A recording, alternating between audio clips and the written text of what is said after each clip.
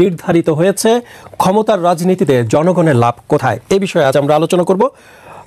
প্রথমে সারোয়ার তুষার ভাই, আমি আপনার কাছে একটু আসতে চাই, জুলাই সনদ নিয়ে একটু প্রশ্ন করতে চাই। আপনাদের তো একটা সময় দাবি ছিল জুলাই সনদ, তারপরে বৃহস্পতিবার আপনারা 3 দাবিতে সংবাদ সম্মেলন করলেন, জুলাই সনদে সই করলেন না, আবার জুলাই সনদ ছাড়া নির্বাচন নয়, এমন একটা কথাও আপনারা আগে বলেছিলেন। এসব কিছু নির্বাচন পেছানোর কৌশল কিনা আপনাদের একটু জানতে চাই। আপনাকে ধন্যবাদ। এটা এই প্রশ্নটা একটা ক্লিশে প্রশ্ন হয়ে গেছে, কারণ এটা প্রচুর শোনা গেছে এই হলে নির্বাচন, কিছু একটা দাবি করলে এটা নির্বাচন পেছানোর ষড়যন্ত্র। কিন্তু এইভাবে জিনিসগুলোকে দেখা ঠিক না। প্রত্যেকটা দলের একটা রাজনৈতিক আন্ডারস্ট্যান্ডিং থাকে, রাজনৈতিক বোঝাপড়া থাকে, সেখান থেকে সে তার দাবি, কৌশল, নীতি সেসব ঠিক করে। জুলাই সনদের ব্যাপারে আমরা কনসিস্টেন্টলি, এমনকি এনসিপি গঠিত হওয়ার আগে থেকে, যখন জাতীয় নাগরিক কমিটি ছিল তখন থেকে আমরা, যখন কমিশনগুলো আলাদা আলাদাভাবে কাজ করছে তখন থেকে তাদের সাথে আমাদের সিরিয়াস এনগেজমেন্ট আছে। এবং এই যখন জাতীয় ঐক্যমত্য কমিশন কাজ করলো গত জুন থেকে, তখন থেকে আমরা এখানে সিরিয়াস ইনপুট দিয়েছি যে বাংলাদেশ রাষ্ট্রের আমরা আমাদের ভাষা অনুযায়ী যে মৌলিক সংস্কার, এই মৌলিক সংস্কারের জন্য যেগুলো যেগুলো ম্যান্ডেটরি তার একটা রূপরেখা কিন্তু আমরা দিয়েছি এই কমিশনের কাছে, এবং সেগুলো নিয়ে আলাপ আলোচনা হয়েছে। শেষ পর্যন্ত এসে একটা জায়গায় এসে জুলাই সনদ হলো এই কিছুদিন আগে। তারপরে ধাপের আলাপটা ছিল যে জুলাই সনদ বাস্তবায়ন কীভাবে হবে। কারণ হচ্ছে দেখবেন, আমরা বলেছি যে এটা স্রেফ একটা রাজনৈতিক সমঝোতার দলিল না, মানে এটা শুধুমাত্র রাজনৈতিক সমঝোতার দলিল কিংবা কতিপয় রাজনৈতিক দলের একটা কমিটমেন্ট, আমরা ব্যাপারটাকে ওখানে দেখি না। আমরা এটাকে দেখি যে এটা বাংলাদেশের শাসনতান্ত্রিক পরিবর্তন কিংবা শাসনতান্ত্রিক গণতন্ত্রায়নের জন্য জরুরি একটা ডকুমেন্ট। সেইটা হতে হবে রাজনৈতিক সমঝোতার ভিত্তিতে অবশ্যই, কিন্তু এটা শুধুমাত্র রাজনৈতিক সমঝোতার দলিল না। ফলে এটার আইনি ভিত্তি তৈরি করতে হবে। আমরা কনসিস্টেন্টলি লাগাতারভাবে পুরো কমিশনের সময়ে এই একটা দিকেই জোর দিয়েছে যে জুলাই সনদের আইনি ভিত্তি দিতে হবে। আপনি জানেন ইতিমধ্যে এই ডকুমেন্টটা অনেক কম্প্রোমাইজ ডকুমেন্ট, মানে অনেক মূল বিষয় বড় রাজনৈতিক দলের বাধার কারণে হয় নাই বা সেটা বাদ পড়েছে, নোট অফ ডিসেন্টে গেছে। কিন্তু তবুও আমরা বলেছিলাম মানে দেশের মানুষের স্বার্থে যে এটার বাস্তবায়ন পদ্ধতিটা লক করতে হবে, এ ব্যাপারে কোনো ফাঁক রাখা যাবে না। কিন্তু আমরা যেটা দেখতে পেলাম যে এই যে ধরেন গতকালকে যেটা আপনার সিগনেচার হলো, আপনি একটা জিনিস খেয়াল করেন, অগাস্টে জুলাই সনদ প্রণীত হয়ে গেছে ঐক্যমত্যের ভিত্তিতে। তাহলে স্বাক্ষর করা আর না করার মধ্যে পার্থক্য কি? যদি আপনি আইনি ভিত্তি না দেন, একটা জিনিসের পার্থক্য থাকতে পারে যদি আপনি আইনি ভিত্তি দেন। যদি আইনি ভিত্তি না দেন তাহলে কিন্তু যেহেতু এটা আগেই ঐক্যমত হয়ে গেছে তাহলে তো হয়ে গেছে, আমরা তো ঐক্যমতের অংশ, এখন শুধু সাইন করার ব্যাপার, সাইন করাটা একটা আনুষ্ঠানিক ব্যাপার। তো আমরা বলেছি এই সাইনটা আমরা করব যদি সেখানে এই বাস্তবায়ন পদ্ধতির কথাটা উল্লেখ থাকে। কিন্তু এবং বাস্তবায়ন পদ্ধতির উল্লেখ তো আমরা নতুন কোনো দাবি চাপাই দিই নেই।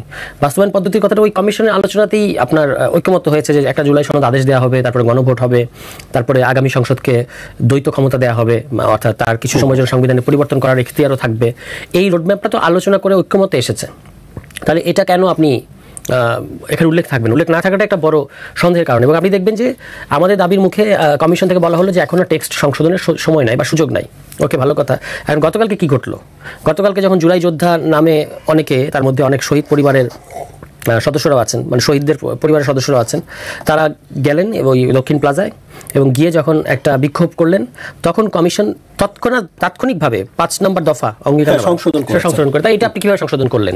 আমাদেরকে আগে বললেন যে সংশোধন, ফলে আমরা যে একটা পলিটিক্যাল অবস্থান নিয়েছিলাম এবং সেটা বলেছি যে এটা হচ্ছে আওয়ার ডিসেন্ট পলিটিক্যাল পজিশন, এটা না করলে আমরা যাব না। হ্যাঁ, এই যে সংশোধন করেছে কমিশন, এখন আপনাদের মানে একটা সময় তো আপনাদের বলেছিল যে সংশোধন যোগ্য না, মানে সংশোধন করা যাবে না, কিন্তু গতকালকে আমরা দেখেছি যে সেটা সংশোধন করেছেন। এখন আপনাদের কাছে মনে হচ্ছে কিনা যে সেখানে না গিয়ে ভুল করেছেন? না, আমাদের যেটা দাবি সেটা তো তারা সংশোধন করেন নাই। গেলে তো আমি বলার চেষ্টা করলাম যে না, গেলে কি ওই যে ওইরকম করে আমরা হাঙ্গামা করবো তারপরে সংশোধন করবো, এইভাবে তো কোনো রাজনৈতিক দল কাজ করে না। ফেয়ার ডিল হতে হবে। আমরা বলেছিলাম একটা সপ্তাহ অঙ্গীকারনামা আপনি 8 নম্বরে লেখেন যে আদেশ পরে দেন, আদেশটা পরে দেন, অসুবিধা নেই, কিন্তু আদেশ দেওয়া হবে, গণভোট করা হবে, গণভোটের মধ্যে দিয়ে পরের পার্লামেন্টকে ডাবল রোল দেওয়া হবে, দ্বৈত ক্ষমতা দেওয়া হবে। এই কথাটা উল্লেখ রাখলেই কিন্তু আমরা সাইন করতে পারতাম, কিন্তু সেটা তারা উল্লেখ রাখেন নাই, কারণ তারা এখানে সম্ভবত কোনো একটা ফাঁকি রাখতে চান। তো সেই কারণে এখন দেখা গেল যে ওখানে গিয়ে হাঙ্গামা করলে হয়তো সব ঠিকঠাক হতো, কিন্তু সেইভাবে তো কোনো রাজনৈতিক দল কাজ করতে পারে না। ফলে আমরা যাওয়ার মতো পরিস্থিতি তৈরি হয় না। আপনার কাছে আরো একবার আসবো।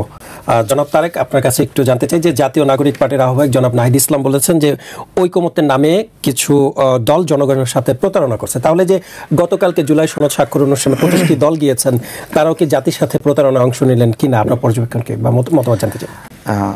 এখানে 33টি দলের মধ্যে যদি এনসিপি বাদ থাকে তাহলে তাদের হিসেবে বাকি সবগুলো দলই প্রতারণা করেছে। তো এখন প্রশ্ন হলো, এতগুলো দল প্রতারণা করলো, নাকি এনসিপি নিজেই প্রতারণা করলো? আমরা ওইটাই বলছিলাম, এখনও আশা করি যে এনসিপি এখানে স্বাক্ষর করবে। আমাদের ভাই তারা, আমরা একসাথে আন্দোলন করেছি এবং এখানে জিত করার সুযোগ নাই। এতগুলো দল যে বিষয়ে একমত হয়েছে, তাদের ভিন্ন মত যেটা আছে, এতগুলো দলের বিষয়টা দেখেন, একটা প্রশ্ন কিন্তু করা হতো, বাধ্য করা হতো বিএনপিকে যে এতগুলো দল এই বিষয়ে একমত, বিএনপি শুধু দ্বিমত। যেমন আমি স্পেশালি বলি যে প্রধানমন্ত্রী 2 বার থাকবে, এর বেশি পারবে না, 2 মেয়াদের বেশি। বিএনপি রাজি ছিল না। যখন সকল দল বলল যে আপনারা এটা করেন, তখন তারা দেখছে যে না, এতগুলো দলের বিষয়ে আমরা মানে মতামত আমরা উপেক্ষা করতে পারি না, তারা কিন্তু মেনে নিয়েছে। তা এটা কি শুধুমাত্র মানে বিএনপির মেনে নেওয়া কমিশন যে তারা তাদেরকে যেটা যেটা দাবি দেবে সেটা সেটা মেনে নেবে, এটা মেনে না নিলে খেলবো না, এরকম? তো এই জিতটা শেখ হাসিনা করত, শেখ হাসিনা এই জিতটা করত এবং জিদে জিদে পুরা দেশ সারখার হয়ে গেছে। এখন সেই জিদ আমাদের এনসিপির উপর ভর করছে। এবং দেখেন, আমাদের এই জুলাই সনদে আমরা কি কি বিষয়ে জাতির জন্য সুখবর আছে। 2 বছর মেয়াদ, এই মানে প্রধানমন্ত্রীর মেয়াদ, এর বেশি হবে না। প্রধান বিচারপতি নিয়োগ, এটা তো আগে সরকারিভাবে প্রধানমন্ত্রী আর রাষ্ট্রপতি মিলে একটা সরকারি দল করত, সেখানে এখানে বিরোধীদের পার্টিসিপেশন থাকবে। নির্বাচন কমিশন নিয়োগ এবং স্বাধীন পুলিশ কমিশন, যেটা আমরা দেখতাম কি যে রাজনৈতিক দলগুলো পুলিশকে ব্যাপকভাবে ব্যবহার করত, সেটা স্পেশালি শুধুমাত্র আওয়ামী লীগ না, আওয়ামী লীগ, বিএনপি, এরশাদ সহ যারাই যখন ক্ষমতায় ছিল, সেই শেখ মুজিবুর রহমান থেকে শুরু করে সবাই পুলিশকে দলীয় কাজে ব্যবহার করছে। আমরা কিন্তু এইখানে এই স্বাধীন পুলিশ কমিশনের মাধ্যমে সেখান থেকে একটা মুক্তির পথ পাচ্ছে আর কি। তো এরকমভাবে জুলাই সনদের অনেক স্ট্রেংথ আছে, এগুলোর অংশীদার এনসিপি, জামাত, বিএনপি সবাই মিলেই কিছু কিছু নোট অফ ডিসেন্ট। আসলে কি নোট অফ ডিসেন্ট হলো, আপনার এই বিষয়টা আমি মানে আপনি দিলেন, আমরা এটাকে একবারে আপত্তি করছি না, কিন্তু এটার বাস্তবায়ন প্রক্রিয়া বা এটার সাথে একটা শর্ত জোড়াই দিচ্ছে, এটা এরকম করেন, এটা কিন্তু নোট অফ ডিসেন্ট। হ্যাঁ, তো এই নোট অফ ডিসেন্টগুলো অনেক বড় বাধা এরকমটাও না।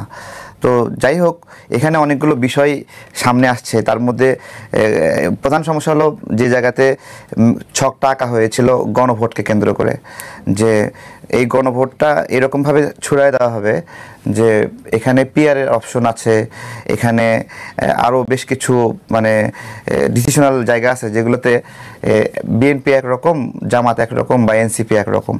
তাহলে গণভোটটা যদি এরকম হয়, বিএনপি জামাতের ভিন্ন মতের উপরে হয়, তাহলে তো এই গণভোটে বিএনপি একদিকে প্রচারণা করবে, জামাত একদিকে প্রচারণা করবে, এনসিপি একদিকে প্রচারণা করবে।